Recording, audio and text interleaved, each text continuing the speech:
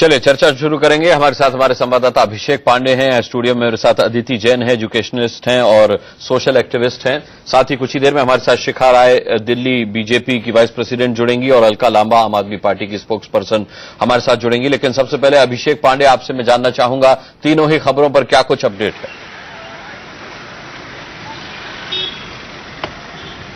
देखिए अनुराग, दिल्ली एनसीआर में कहीं भी लड़कियां सुरक्षित नहीं है। ये ताजा उदाहरण आपको इन तमाम घटनाओं से साफ हो चुका है। दोनों ही मामले में अभी जो अपडेट मिल रही है वो है कि एक एक आरोपी फरार हैं। चाहे हम नोएडा वाले गैंगरेप की बात करें या फिर विवेक विहार वाले गैंगरेप की बात करें। विवेक विहार में रमन नाम का आरोपी है, वो अभी फरार चल रहा है, जबकि रोहित, जतिन और आकाश पुलिस की गिरफ्त में। जबकि अगर विपिन और अमित नोएडा वाले केस की बात की जाए तो उसमें नरेंद्र नाम का एक आरोपी अभी भी फरार चल रहा है। यानी कि हौसले पूरी तरह से बुलंद हैं, रेप की वारदात रुक नहीं रही। चाहे कितनी भी हिम्मत ऐप भी लॉन्च किया गया दिल्ली पुलिस के द्वारा, कुछ लड़कियां भी उनसे ही जानते हैं कि आखिर क्यों नहीं महफूज हैं दिल्ली में लड़कियां। ये बताइए, आप भी निकलती होंगी, अपने कॉलेज जाती होंगी, पढ़ाई करती होंगी, क्या आपको क्या दिक्कतों का सामना करना पड़ता है और क्यों महफूज नहीं है दिल्ली में लड़कियां?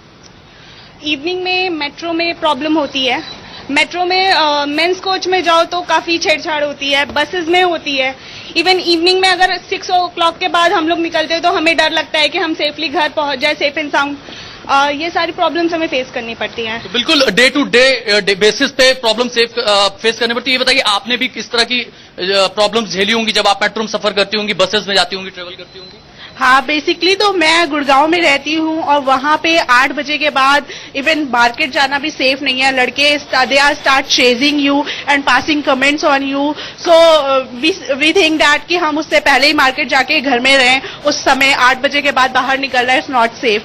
सो आई थिंक कि इतनी सारी एप्लीकेशंस और इतने गवर्नमेंट ने जो हमारे लिए चीजें लॉन्च की है उसके बावजूद भी वी आर नॉट सेफ। आपको लेकर के, कपड़ों को लेकर के कॉमेंट्स सुनने को मिलते हैं? हाँ, कुछ लोग कहते हैं कि भाई कपड़े ऐसे पहनती है वैसे पहनती है, तो फिर जो सूट और बुर्खा लड़कियां पहनती हैं या जो लेडीज निकलती हैं तो फिर उनके साथ ऐसा क्यों होता है? अब कल की उसकी कांड की बात ले लीजिए आप, रात की, तो जो एक सिगरेट वाली या एक पान बेचने वाली, आई डोंट थिंक कि वो मिनी स्कर्ट पहन के वहां पे सेल कर रही होगी। वो तो साड़ी या सूट में ही कर रही होगी ना, तो वहां पे कपड़े इशू कहाँ से आ जाते हैं?